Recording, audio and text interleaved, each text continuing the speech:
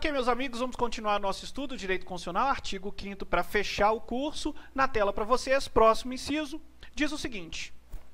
Inciso 61.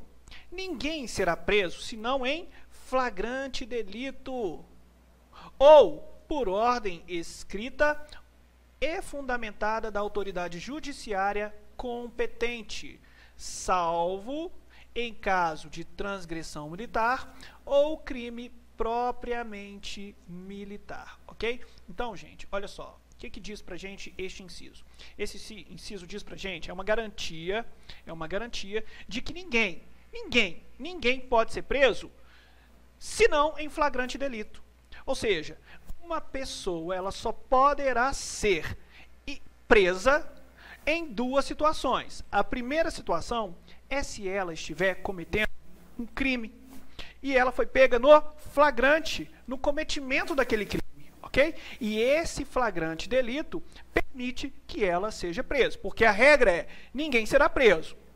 Mas haverá duas hipóteses em que pode ser preso, ou em flagrante delito, ou por ordem escrita e fundamentada da autoridade judiciária competente, ou seja, o juiz, ok? Para os militares, ok? Para os militares, no caso de transgressão militar, ou no caso de cometimento de crime militar que esteja previsto a prisão, aquele policial, aquele militar que transgrediu, que cometeu o crime militar, ele poderá ser preso, não necessariamente sendo em flagrante delito ou por ordem escrita e fundamentada pela autoridade judiciária, o juiz. Ok, gente? Então, a regra é a seguinte, ninguém será preso, senão em flagrante delito ou por ordem escrita e fundamentada do juiz. Haverá uma exceção. Uma exceção é no caso de crime militar ou transgressão militar praticado por militares. Ou seja, para os militares, eles podem ser presos não necessariamente sendo em flagrante delito ou por ordem escrita e fundamentada. Basta que eles cometam ali um crime militar ou cometam uma transgressão militar que eles podem ser presos, ok? É um inciso muito difícil de cair, esse inciso 61, tá? Inciso 72. A prisão de qualquer pessoa e o local onde se encontre serão comunicados imediatamente ao juiz competente e à família do preso ou pessoa por ele indicada. Então, o sujeito foi preso, independentemente do lugar onde ele foi preso, o juiz competente será comunicado e a família do preso ou pessoa que o próprio preso indicar também será comunicada, ok? É um direito constitucional estabelecido aí no artigo 5º, inciso 62. Inciso 63. O inciso 63 diz assim, ó, o preso será informado, porque agora a gente vai trabalhar os direitos dos presos, tá, gente? No artigo 5º. O preso será informado de todos os seus direitos, entre os quais o de permanecer calado, sendo-lhe assegurada a assistência da família e a assistência de um advogado, ok? Bom, é muito autoexplicativo, né? Inciso 64. O preso tem direito à identificação daqueles que foram responsáveis por sua prisão ou por seu interrogatório policial, ok? Então, naqueles documentos, né, que executam a prisão, o auto de prisão em flagrante, terá ali o nome dos responsáveis ali por sua prisão, ok?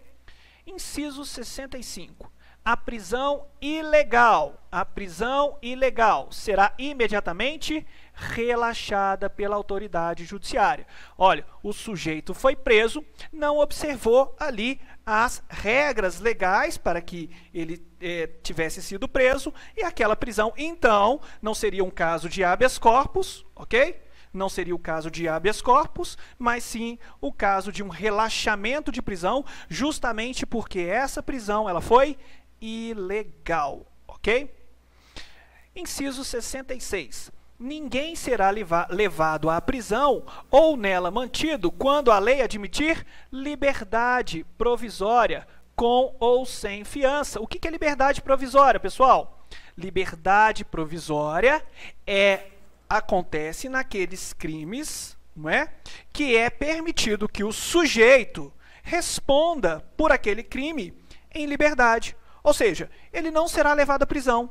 Ele vai ficar ali com a liberdade provisória, continuando respondendo ali o crime dele. Nos casos em que ele já respondeu, foi condenado e conseguiu ali a liberdade provisória por bom comportamento, então também não será mantido preso, ok? Pois bem, inciso 67. Não haverá prisão civil por dívida. Só uma exceção aqui, ó, salvo a do responsável por inadimplemento voluntário e inexcusável, que não pode se excusar, né, gente? Não pode ficar livre da obrigação alimentícia, ok? Então, é a prisão civil, ou seja, o pai foi condenado a pagar pensão alimentícia para o filho e ele não pagou. Se ele foi condenado a pagar pensão alimentícia e não pagou, ele será preso? Ora, ele será preso, ok? Ele será preso. É a única exceção.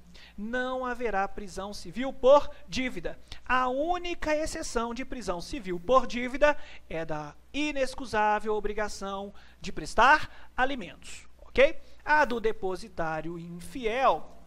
Quem que é o depositário infiel? O depositário infiel é aquele que guarda, que deposita consigo bens, ok? E esse depositário infiel, se ele não devolve os bens, ele não vai ser preso não, tá? Não haverá a prisão civil pela dívida do depositário infiel, só da obrigação do inadimplemento inexcusável, voluntário, de prestar alimentos, tá? Do depositário infiel, nós somos signatários do Pacto de São José da Costa Rica e que não admite ali a prisão civil por dívida, ok? Só daquele que deve prestar alimentos. Inciso 68, e agora nós vamos começar, traz aqui comigo. Agora nós vamos começar a fazer o estudo dos remédios constitucionais. O que são os remédios constitucionais? Os remédios constitucionais são instrumentos processuais constitucionais que visam garantir o exercício de um direito constitucional, ok? Remédios constitucionais também são chamadas ações constitucionais, que visam assegurar o exercício de um direito constitucional, ok? O primeiro remédio constitucional que nós vamos estudar, está aí na tela para vocês, é do inciso 68. O inciso 68, com certeza vocês já ouviram falar dele. É o famoso habeas corpus, ok? Inciso 68, o famoso habeas corpus, que diz assim, ó: conceder-se-á habeas corpus sempre que alguém sofrer, então, olha, já há uma lesão, ou se achar ameaçado de sofrer violência ou coação à sua liberdade de locomoção por ilegalidade ou abuso de poder, ok? Então veja que no habeas corpus, traz aqui para mim, o habeas corpus é um instrumento processual que visa resguardar um direito. Gente, qual direito que é esse? O direito de locomoção. Ah, não, professor, é o direito de liberdade. Cuidado, cuidado, não é o direito de liberdade. O direito de liberdade é um gênero, ok? Eu tenho liberdade de crença, eu tenho liberdade de expressão, eu tenho liberdade de escolher a minha profissão. É um grande gênero. O habeas corpus só vai amparar a liberdade de locomoção. Artigo 5º, inciso 15 da Constituição, que nós já estudamos. O direito de ir e vir, ok? Prestem atenção. No habeas corpus, nós teremos ali sempre uma autoridade coatora, que está excedendo ali às suas competências, ao seu poder, por isso fala-se em abuso de poder, ok? E essa autoridade coatora, no seu abuso de poder, está violando o direito de locomoção do paciente, ok? Agora, tomem cuidado. Aquele que sofre aquele que sofre ou está ameaçado de sofrer a violação ao seu direito de locomoção, nós chamamos de paciente. É o paciente. O paciente é aquele que está preso, ou que vai ser preso a qualquer momento. Ok? Outra informação. Quem impetra o habeas corpus, a gente chama de impetrante. Quem que é impetrante? Impetrante é aquela pessoa que pode ser, inclusive, o próprio paciente, mas não necessariamente ou sempre será o próprio paciente o autor, o impetrante do habeas corpus. Professor, o terceiro, alguém, um qualquer, pode impetrar um habeas corpus em favor do paciente, ainda que não conheça? Pode. Quer ver um exemplo, gente? O Lula estava em vias de ser preso e impetraram vários habeas corpus de todos os lugares do Brasil em favor do Lula. E foram impetrados habeas corpus, inúmeras habeas corpus, por pessoas que sequer tiveram algum tipo de contato com o Lula. Ok? Acharam que, quando o Lula foi prestar depoimento, ele poderia ser preso. E aí impetraram em favor dele, Lula paciente, terceiros impetraram em favor do Lula paciente, um habeas corpus para que pudesse ali resguardar o seu direito de locomoção. Ok? Então, professor, o habeas corpus não é aquela ação que nós temos autor, juiz e réu normalmente? Não. No habeas corpus nós poderemos ter o impetrante, que é o autor do habeas corpus, é quem está impetrando com a ação de habeas corpus. Nós teremos o réu, que será o impetrado, ou seja, sempre uma autoridade coatora que está violando o direito de locomoção, de ir e vir. Ok? Teremos, claro, o juiz, não é? E teremos o paciente. O paciente que é aquele que está sofrendo o seu direito de locomoção ou está em vias de sofrer. Agora, cuidado. Quando eu falo que a pessoa sofreu já no seu direito de locomoção, percebam vocês que quando já há violação ao direito de locomoção, nós falamos de um habeas corpus repressivo e não um habeas corpus preventivo. O habeas corpus repressivo é aquele no qual o direito de locomoção já foi violado. Mas há também o habeas corpus preventivo, no qual a violação à locomoção ela ainda não aconteceu, mas está em vias de acontecer. Quando eu falo de um habeas corpus, de uma violação que ainda não aconteceu, mas vai acontecer, eu chamo esse habeas corpus de habeas corpus preventivo. Preventivo. Ok? Só que eles têm outros nomes. Quer ver? O habeas corpus preventivo é também chamado, e pode aparecer na prova para vocês, de salvo-conduto, ok? O habeas corpus preventivo é chamado de salvo-conduto, aquele em que ainda não há a violação ao direito de locomoção. Pois bem, por outro lado, o habeas corpus repressivo, aquele no qual já há violação ao direito de locomoção, é chamado de habeas corpus liberatório, ok? Então, repressivo, habeas corpus liberatório. Habeas corpus preventivo, salvo-conduto, ok? Já me fizeram uma pergunta em relação ao habeas corpus, eu quero responder para vocês. Pessoa jurídica pode ser paciente no habeas corpus? Claro que não. Uma pessoa jurídica não vai ter nunca o seu direito de locomoção violado. Mas, cuidado, uma pessoa jurídica pode impetrar um habeas corpus em favor de um paciente, de alguém, pessoa física, que esteja sofrendo no seu direito de locomoção. Professor, um Instituto Lula pode impetrar um habeas corpus em favor do Lula? Pode. Pessoa jurídica pode ser impetrante de um habeas corpus, ok? Naturalmente que pode. Não pode ser paciente. Ok, gente? Resolvido habeas corpus, vamos estudar o próximo remédio constitucional.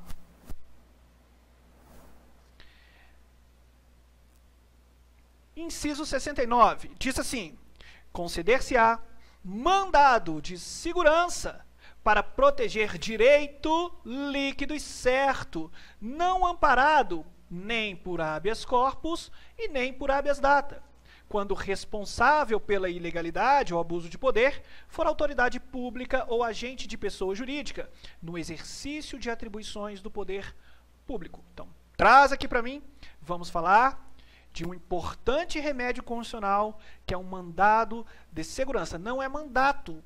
Professor, você escuta mandato, toda hora vem um aluno e fala mandato. Não é mandato, é mandado. Mandado é uma ordem. O que se busca numa ação de mandado de segurança é uma ordem de segurança.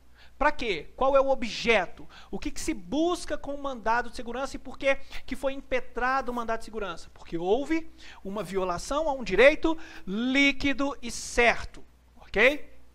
No habeas corpus, o objeto é a liberdade de locomoção.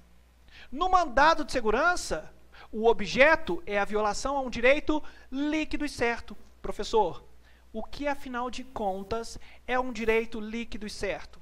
Direito líquido e certo é aquele que é comprovável de plano. Um direito líquido e certo é aquele que é comprovável de plano, ele é comprovado de plano. Vou dar um exemplo do prazer. Imaginem vocês vão fazer a prova do concurso do TJ, ok? Vou mandar energias positivas para vocês. Você sabe que no concurso do TJ tem lá 10 vagas. Mas você, aluno aqui do Provarium, foi aprovado em primeiro lugar no concurso do TJ. Quando você é aprovado no primeiro lugar do concurso do TJ, dentro do limite do número de vagas, nasce para você um direito líquido e certo de tomar posse daquele cargo. Ou seja, você consegue comprovar que você passou? Consegue. Homologou o concurso? Está lá seu nome em primeiro lugar? Está lá. Você obedece todos os requisitos para ocupar aquela vaga? Obedece. Você acertou as questões na prova, passou por todas as etapas do concurso? Passou. Portanto, você tem o direito líquido e certo de ocupar, tomar posse daquele cargo. Ok? Outro exemplo de direito líquido e certo. Você possui mais de 60 anos, tem mais de 30 anos de contribuição, você é mulher, e você já tem todos os predicados, todas as qualidades, características para que você possa se aposentar. Ora, aí você pediu ao INSS, entrou com um pedido no INSS para que você pudesse aposentar. Veja que você já tinha todas as qualidades para que pudesse se aposentar. O INSS negou, indeferiu o seu pedido. Cabe o quê? Mandado de segurança, para garantir o quê? O exercício de um direito líquido e certo. Que direito líquido e certo é esse? É o direito de se aposentar porque você possui todos os predicados, todas as características, todas as qualidades para que possa se aposentar. É comprovável através de documentos, é comprovável de plano, ok? O mandado de segurança é uma ação constitucional residual. Por que a gente fala que o mandado de segurança é uma ação constitucional residual? Porque o mandado de segurança, ele só é cabível se não cabe nem habeas corpus, nem habeas data. Não é caso de habeas corpus, não é caso de habeas data, usa-se então o mandado de segurança. Agora, notem uma observação. O mandado de segurança, ele visa proteger direito líquido e certo. É uma ação constitucional utilizada quando há violação a esse direito líquido e certo. Concordam comigo? Pois bem, se essa violação ao direito líquido e certo ocorreu há mais de 120 dias, não cabe mandado de segurança mais. Ok? Portanto, pessoal, uma característica do mandado de segurança é que é um remédio constitucional, uma ação constitucional que tem prazo, é tempestivo. Ou seja, a violação tem que ter ocorrido há menos de 120 dias. Se passou de 120 dias, não se fala mais em mandado de segurança, ok? Lembrando que existe um mandado de segurança individual, existe um mandado de segurança coletivo. O mandado de segurança coletivo, aí na tela para vocês, ele está previsto no inciso 70. Olha aqui, o mandado de segurança coletivo pode ser impetrado por partido político com representação no Congresso Nacional. O que é essa representação no Congresso Nacional? Esse partido político aqui, gente, ó, esse partido político aqui, ele tem que ter ou um deputado federal ou um senador lá no Congresso Nacional, ok? o mandado de segurança coletivo também pode ser impetrado por organização sindical, entidade de classe ou associação legalmente constituída e em funcionamento há pelo menos um aninho, constituição ânua, mas sempre devem agir em defesa dos interesses de seus membros ou associados. Portanto, nós temos um mandado de segurança individual e nós temos um mandado de segurança coletivo que pode ser impetrado aqui, ó, de acordo com a linha A, partido político com representação no Congresso Nacional ou por organização sindical, entidade de classe, associação legalmente constituída e em funcionamento há pelo menos um ano em defesa dos interesses de seus membros ou associados. Ok? Pois bem, próximo remédio constitucional, aí na tela para vocês, é o chamado mandado de injunção. O mandado de injunção, que está aqui, ó, inciso 71, diz o seguinte: conceder-se-á mandado de injunção sempre que a falta de norma regulamentadora torne inviável o exercício dos direitos e liberdades constitucionais e das prerrogativas inerentes à nacionalidade, à soberania e à cidadania. Traz aqui para mim, deixa eu explicar para vocês, o mandado de injunção. O mandado de injunção também é um remédio constitucional. E esse importante remédio constitucional, que é o mandado de injunção, ele é utilizado quando, professor? Qual é o objeto dele? Gente, existe um direito constitucional estabelecido pela Constituição. Só que aquele direito constitucional que está estabelecido pela Constituição, aquela norma constitucional, ela só vai poder ser exercida se houver uma regulamentação. Se o Poder Legislativo ou quem tinha a atribuição de fazer a regulamentação tivesse feito. Mas não, professor, não fizeram a regulamentação.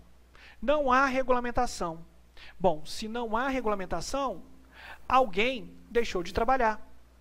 Há uma falta de uma norma regulamentadora. E esta falta de norma regulamentadora está inviabilizando pessoas. Está inviabilizando pessoas de exercerem um direito constitucional estabelecido pela Constituição. Professor, dá um exemplo? Dou vários. Primeiro exemplo. Direito de greve do servidor público federal. O direito de greve dos servidores públicos não está regulamentado. O servidor público hoje, para que ele possa exercer o seu direito de greve, como não está regulamentado, ele deve impetrar um mandado de injunção.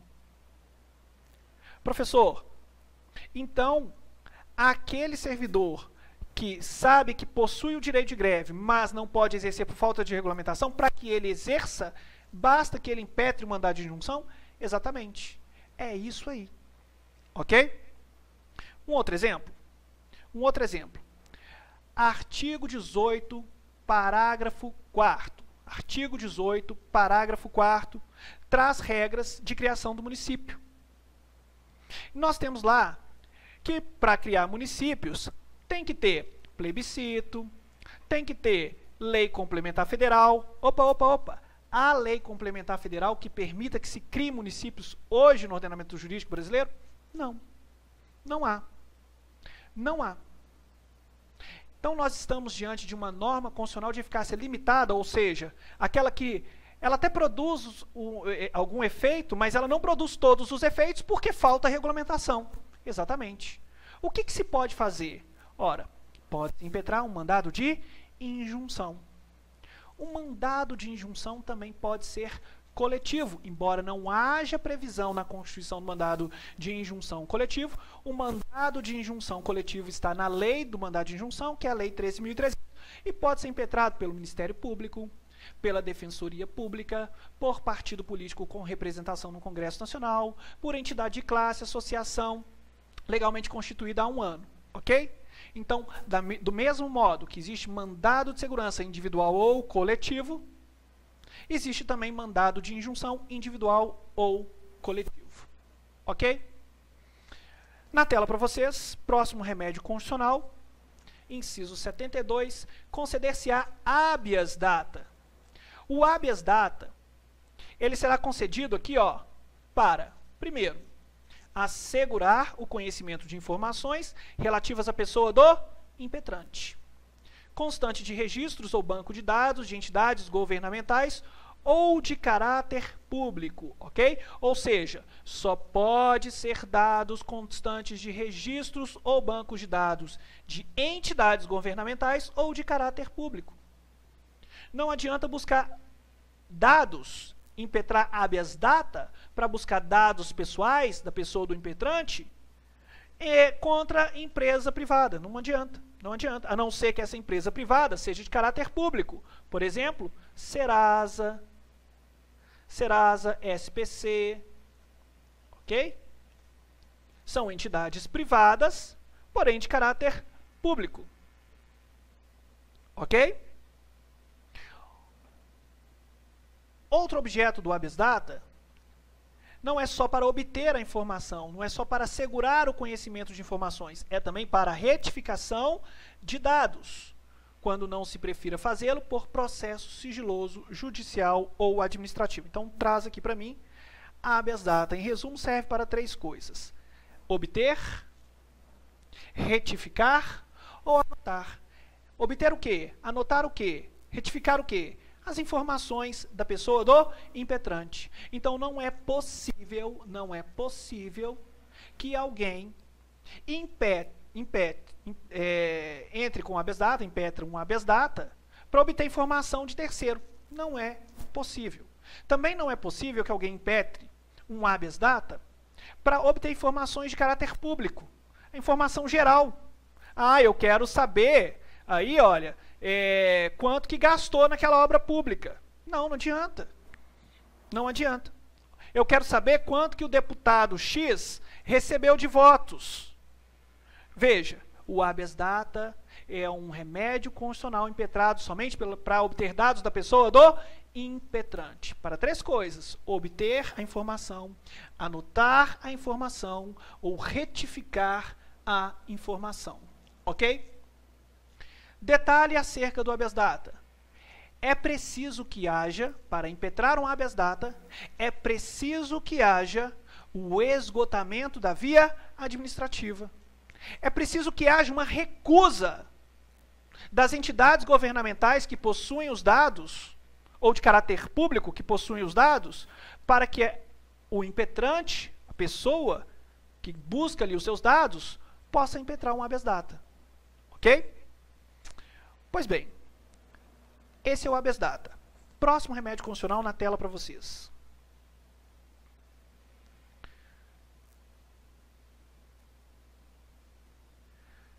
Inciso 73. Qualquer cidadão é parte legítima para propor ação popular que visa anular ato lesivo ao patrimônio público ou entidade de que o Estado participe, à moralidade administrativa, ao meio ambiente, ao patrimônio histórico e cultural, ficando o autor, se comprovada má-fé, isento de custas judiciais, salvo comprovada má-fé, tá, gente? Isento de custas judiciais e do ônus da sucumbência, tá? Então, gente, a ação popular só cabe ao cidadão. Quem que é o cidadão? Cidadão é aquele que possui título de eleitor. Se não possui título de eleitor, não pode impetrar ação popular. Um estrangeiro, traz aqui para mim. Aí o concurso público vai perguntar assim: o estrangeiro pode impetrar ação popular? Claro que não. O estrangeiro não pode impetrar ação popular porque ele não vota. Ele não tem título de eleitor. Ok? Aquela pessoa de 16, relativamente capaz, 16 a 18 anos, que tem título de eleitor, pode impetrar uma ação popular? Pode, desde que representado por seu representante legal. Ok? Pelo pai, pela mãe. Mas se tem título de eleitor, pode sim figurar no polo ativo de uma ação popular que vise anular ato lesivo ao patrimônio público, histórico, cultural, ao meio ambiente, à moralidade administrativa, que são os objetos da ação popular. Ok? A ação popular é um instrumento do cidadão, pessoa física. Portanto, não se fala em pessoa jurídica impetrar uma ação popular, até porque pessoa jurídica não vota. pessoa jurídica não tem título de eleitor. O documento a ser protocolado junto com a ação popular é justamente o título de eleitor. Ok? Portanto, mais um remédio constitucional, ação popular. Qual a característica mais importante da ação popular? A característica mais importante da ação popular é que no legitimado ativo somente figurará aquele que possui título de eleitor e que está em pleno gozo dos seus direitos políticos. E no polo passivo? No polo passivo, todo mundo, seja entidade governamental ou não, seja entidade privada ou não, seja pessoa física, todos que contribuíram para lesar o patrimônio, para lesar a moralidade administrativa, lesar o meio ambiente, pode estar no polo passivo, pode ter que responder a uma ação popular. Ok? Como a ação popular ela é para o exercício da cidadania, a regra é que ela seja uma ação gratuita. Mas, bota aí na tela, produção, olha só. O autor, ficando o autor, isento das custas judiciais e do ônus da sucumbência. Essa é a regra. Por ser um instrumento do cidadão, a ação popular ela é de graça. Não se paga por ela. Mas, se esse cidadão aqui, ó, nessa ação popular, agiu com má fé, ou seja, ingressou, impetrou com a ação popular só para queimar o filme do político, falando mentira, né, por má fé, podem ter certeza que ele não ficará isento nem das custas judiciais, nem do ônus de sucumbência. Ok? Pois bem, traz aqui para mim. Estes são os remédios constitucionais e agora nós vamos estudar mais alguns incisos do artigo 5º. Rapidamente, são bem autoexplicativos na tela. Inciso 74. O Estado prestará assistência jurídica integral e gratuita aos que comprovarem insuficiência de recursos, não é? Princípio do acesso ao poder judiciário, princípio do acesso à justiça, né? Dado ali pela Defensoria Pública, ok? Inciso 75. O Estado indenizará o condenado por erro judiciário. Olha só, o Estado cometeu um erro, um julgamento errôneo, vai ter que indenizar o preso, ok? E aquele preso que ficou mais tempo do que devia, a pena dele era 10 anos, e o Estado não tirou ele de lá, ficou 15, 20 anos, o Estado também vai indenizar esse condenado aí, ok? Pois bem, próximo inciso. 76. São gratuitos para os reconhecidamente pobres, na forma da lei. Olha só, gente, a gratuidade da certidão, o registro civil de nascimento e a certidão de óbito são gratuitos, ok? Próximo inciso. Inciso 77. São gratuitas. São gratuitas. Isso é importante, tá? Isso cai na prova. As ações de habeas corpus, habeas data e na forma da lei, os atos necessários ao exercício da cidadania. Então, traz aqui para mim. Na prova para vocês, vai perguntar, quais remédios constitucionais são gratuitos? O habeas data e o habeas corpus e a ação popular. Mas a ação popular é só que com um detalhe. A ação popular, se for de boa fé, porque é exercício da cidadania, portanto, ação gratuita. Os habeas são gratuitos de qualquer jeito, ok? Mas a ação popular, se houver má fé, não vai ser gratuita. A regra é que ela seja gratuita por ser o exercício da cidadania, nos termos aqui do inciso 77 do artigo 5º, ok? Na tela para vocês. Inciso 78.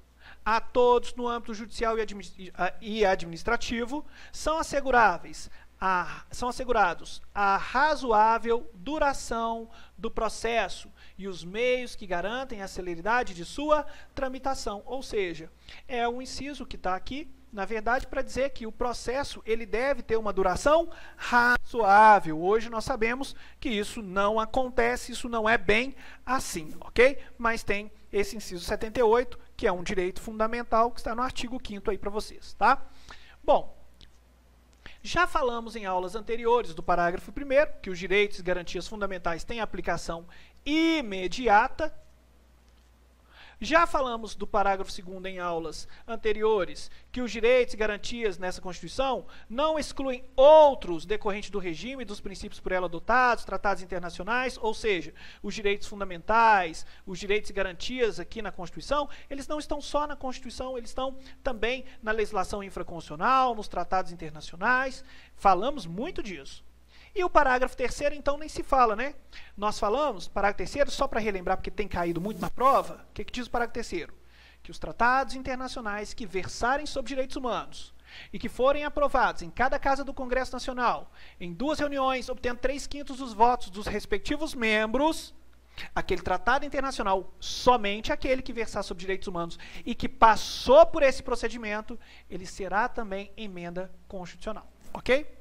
Aconteceu isso com um tratado internacional apenas, que é hoje o Decreto-Lei 6949 de 2009, que é a Convenção Internacional das Pessoas com Deficiência e seu protocolo facultativo, ok? Então foi um tratado internacional que o Brasil foi signatário, passou pelo Congresso Nacional, em 2 reuniões em cada casa do Congresso, obteve mais de 3/5 dos votos dos respectivos membros em cada uma dessas reuniões e, portanto, virou norma constitucional, ou seja, está lá no topo do ordenamento jurídico. Lembrando que o tratado internacional que versar sobre direitos humanos, que não conseguiu passar por esse procedimento, não obteve, por exemplo, a votação suficiente, será norma supralegal, ou seja, abaixo da Constituição, mas acima das leis infraconstitucionais, ok?